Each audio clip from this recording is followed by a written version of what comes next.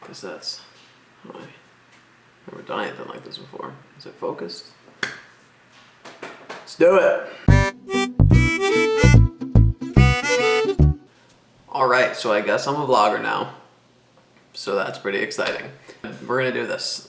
So a lot of people have shown interest in kind of how I ended up going from being an English teacher in like middle of nowhere, upstate New York, no offense to anyone who lives in Queensbury, New York, to Sports Illustrated, to the XFL, to unemployed, which is probably the least exciting of those. Yeah. So I went to college at SUNY Plattsburgh, if you're not familiar. It's like a super small, random kind of state school. Not random, it was a good school. In upstate New York, like 15 minutes from the Canadian border. At Plattsburgh, I was a journalism major with like a focus in newspaper and magazine journalism. So really not like much social media, digital stuff at all. I was managing editor of the school newspaper there. Shout out Cardinal Points.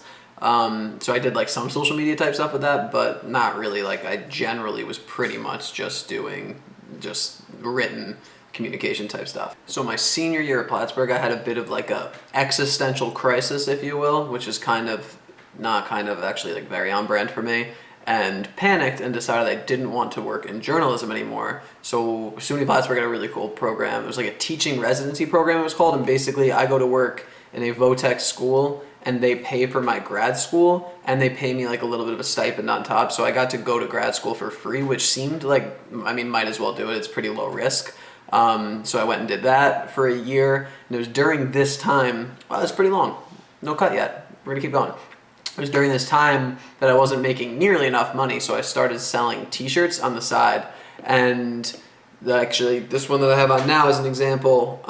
Hoodie Mello, shout out Mello, the god, 3 to the dome. But it was during this time that I was also working for a blog called The Knicks Wall, which shout out to the homies at The Knicks Wall. Still my good personal friends over there. So for a quick recap, where we're at right now, I'm working full-time as a teacher in this residency program, working at a school, as well as selling t-shirts like this on the side and working for this Knicks blog.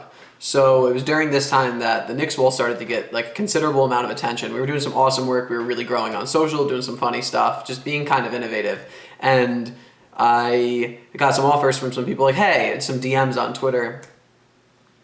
I got some DMs from people on Twitter saying, hey, have you ever considered working in social media? And I thought, you know, I didn't really know that it was a job to just work full-time in social media. I know people did social media and they also worked in marketing, or they did social media and also worked in something else, another area, but I didn't know it was a job by itself. So I talked to some people and ended up connecting with Kenny Ducey, shout out Kenny, who works at SNY now, and he was working at Sports Illustrated at the time, and basically what he said to me over DM was, you know, man, you clearly understand the internet, you get memes, you understand stuff like that. I think we could use someone like you over here at Sports Illustrated. Would you like me to put you in contact with my boss, a guy named Kevin Driscoll, which also, shout out Kevin, a lot of name drops in here. And I ended up going, meeting with Kevin. It was a pretty surreal experience. I remember him like pulling up during our interview, pulling up the Knicks Wall, which was like our small, important to us, but like in the grand scale of things, like a relatively unimportant blog. I remember him pulling it up on the screen in an office at Sports Illustrated and thinking, wow, like I can't believe this hard work I've been doing at the Knicks Wall and designing t-shirts and just kind of like this goofy stuff that really was part-time and not making me much money at all is something that is being brought up in an interview right now. So I'm super nervous for this interview. Obviously, I step in. I had just driven like 3.5 hours that morning to get down there. I'm like lying to my boss at school, to be honest. I was lying. I didn't say that I was doing this. I think I said I was sick, so my bad. And I'm down there and I do this interview and things just go well. We talk about the Knicks Wall. We talk about my personal Twitter account, which I think I only had like 900 followers or something at the time. Nothing significant at all. And things, I guess, went really well. And this work that I had just done for free in my free time on my off hours at the Knicks Wall, it really paid off because that's a lot of the work that they pointed to, and they were really impressed with the work that I had done and that we were doing over there. So I ended up getting a second interview. The next day I drove all the way back up to Queensbury thinking that it would be a handful of days, if anything. And then I get a call on my way up and they're like, hey, can you come back down tomorrow? And I'm like, yeah, for sure. So I drove all the way back down the next day, and it was on this day that they actually offered me a job at Sports Illustrated, which I couldn't believe. So my starting shift at Sports Illustrated, I worked 5 p.m. to 1 a.m. Thursday, Friday, Saturday, Sunday, Monday. So here I am in like New York City. You know, it's so exciting to be living in New York City, and my social life was shot to begin with, but it was worth it because I was, You know, I mean, that's what you got to kind of do professionally. So I was working on the weekends, I was working nights, my schedule was all crazy, but I was finally getting to do some cool work. So after like 6 months or so, I think it was 6 months or so, 6 to 8 months, I don't remember specifically now. Probably should, but I don't. I started to get some more shifts to where I was able to work during the day. And I also had a new idea, and that idea was unimportant questions. And this was basically a social show idea that I had that I wanted to launch. What I wanted to do was take these guests that were coming through the office already, big names, guys like Shaquille O'Neal, like NBA Hall of Famers, like crazy celebrities. I wanted to take it, and we weren't doing a lot of social content with them. They would come in, they would do one of these shows that we had, and then they would head out, and we wouldn't get a single piece of content for social media from them. So I pitched my show called Unimportant Questions with Important People. And basically what it was just like a goofy type show where you ask people just kind of random questions and see if they have something funny to say in response. And this show ended up actually doing really well for us, and I think I earned a little bit more time kind of being able to work during the day and a little more flexibility in my schedule to be able to produce this show. It was unimportant questions that kind of became the thing that helped me grow my, what I would call a personal brand, which is a term that I hate, but there's a better one just doesn't really exist. If you have one, please let me know. And I started to make some connections with some PR people, with some athletes themselves. Through this, I'll pause the video. Is that how these things work? To show you some of the cool interviews I did. These are some of the people, or maybe here. These are some of the cool people I worked with. I don't know. Made some really good connections with everyone there, and it was these connections that really ended up helping me out a little bit down the line. Sorry, Buddy got a little jealous that I was doing this without him, so he's going to join us for a moment or two. So I'm doing this for a while. I'm still working mostly nights, a lot of really long days. I mean, I'd just say I worked a 5 p.m. to 1 a.m. shift that day. I would end up having to come in sometimes at like 10 a.m., interview these people, wait around for the PR people, wait around for whatever else they were doing. Oftentimes ended up being around like an hour and a half. And then sometimes if I had time to run home and then come back, I would. Other times I ended up just having really long days at the office, which happens when you're trying to do something like this because I'm working nights. These people are here during the day, so it didn't exactly mesh up, but I knew it was a cool opportunity. So fast forward a bunch of more months of this, kind of going on this schedule, and Sports Illustrated actually got sold, and it's kind of like a little bit of a tricky part of my life. Unfortunately, Sports Illustrated laid off a large number of employees. I was lucky enough to survive, that's probably the right term, the layoffs, but I could tell that the new owners and I just weren't going to get along very well, just based on a large number of things that if you Google Sports Illustrated sale, you could probably go and find out for yourself. That's a whole other video.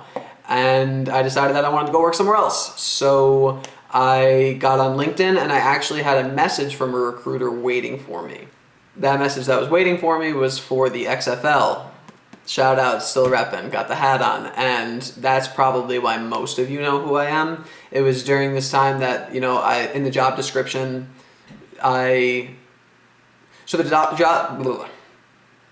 So the job description for this XFL job is basically to be the voice of the XFL on social channels. And that was something that was really appealing to me because at times at Sports Illustrated, my voice felt very stifled. I would do emoticon of a dancing guy, or I would do like a funny emoji or a meme, and I'd basically be told like kind of cut it out, and this isn't what we're looking for. Even when they were producing good results, I was being told to stop doing these things. So you want to get done?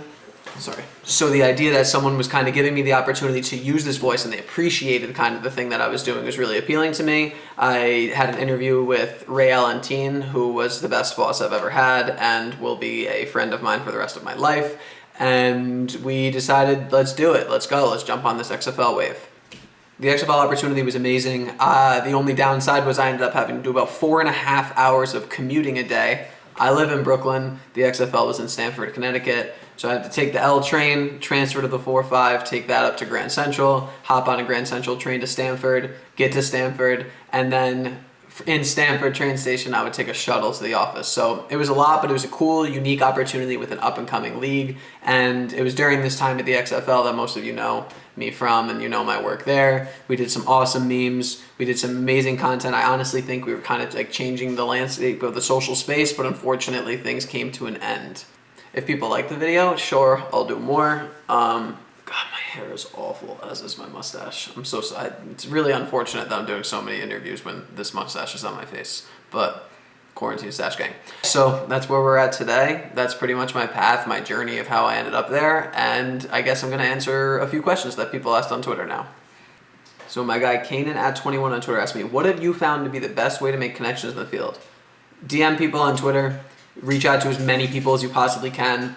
Go way out of your way sometimes to just try to find like people who work in different areas or who are doing the type of work that you want to do. It's hard to find the people behind the work sometimes, but letting people know that you are a fan of their work and that you do like what they're doing. I mean, anytime anyone reaches out to me is like, hey man, that's amazing. That tweet you did, I loved it. I remember those people. Those are the type of people that I remember. Those are the type of DMs that I remember, the ones that I'm definitely going to get to quickly. So I'd say Twitter DMs, LinkedIn messages. Probably stay away from Facebook because that's a little personal, but just connecting with individual people and letting them know that you want to learn from them is the best possible thing you could do. Jordan Sarnoff said, what's the key to learning your demographic and creating relevant content that airs on the more casual side versus traditional league team content for social? This is a very good question that I'm probably not smart enough to answer, but I'm going to give it a shot. I'd say the key to learning your demographic is you just got to throw stuff out there. You have to see what works and what doesn't. And this is tough to do a lot of places. Luckily, at the XFL, for example, I had the freedom to kind of swing and miss. I had the freedom that, you know what, try something. If it works, let's double down on it and keep doing it. If it doesn't work, maybe we avoid doing something like that in the future. So I think the only way you could really pinpoint exactly what people want to see is just by trying like a wide group of different things. And that's the same thing with more like casual side content. Sometimes you're going to do something, you're going to be super proud of it. You're going to be like, this is going to be a hit. People are going to love this. And then you sit and you wonder why your notifications aren't coming in. And you realize that they are. And people actually just didn't find what you did that great. You just have to go and try to figure out who your audience is just by throwing as many things out there as possible. And then once you're able to do that and kind of pinpoint what you think people are interested in, it's really just hammering on those things and doubling down. So at Max David it's hard. At Max David Simpson asked, would love to hear about when you made the transition from teacher to SI. How did you prove that even if you didn't have as much experience as someone else, that those intangibles that could carry over? So how did I kind of prove my worth without having much? I would say just having a large sample size, just having a million and change tweets from the Knicks wall to point at, and being able to prove that I did understand kind of how to run a decent sized social account because we were able to build that one up, and then show other people who engaged with the Knicks Wall's work and being able to say, look, like these people who have proven themselves a little bit more, like what we're doing over there, definitely helped. But just having a large bank of content to pull from to have like your absolute slappers and like the stuff that was really good to be able to show to people. You can't show people anything if you haven't put the work in to create it so far. So it's just having the actual things that you've created there to show them.